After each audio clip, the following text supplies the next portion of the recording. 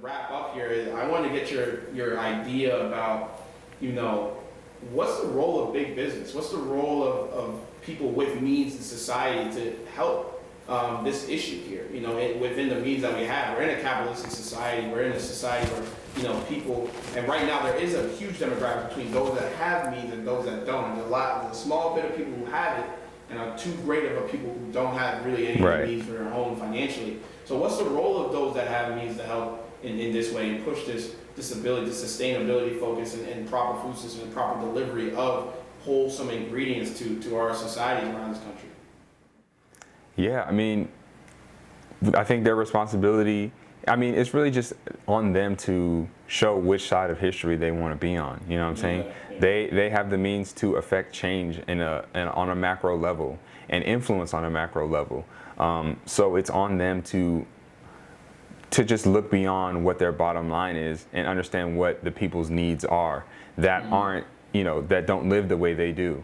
So I just feel like it just takes a concerted effort to be willing to listen and to educate themselves on what the experiences are on the day-to-day, how they can implement those changes and actually follow through with some infrastructure, with some programs, with something systemic that will hold up over time.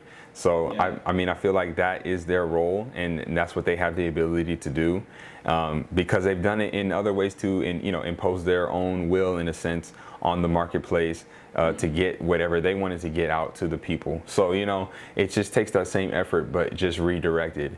So yeah, I feel like that's how they can be effective in this time. Yeah.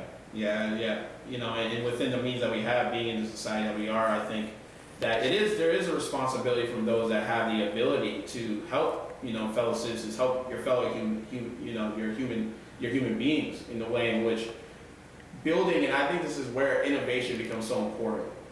Building sustainable changes and innovative changes that can deliver, otherwise manual processes, making those processes automated to then deliver, quality needs to human beings. I think that's the special part about being able to live in a society where you have that flexibility and people can go and start those innovations.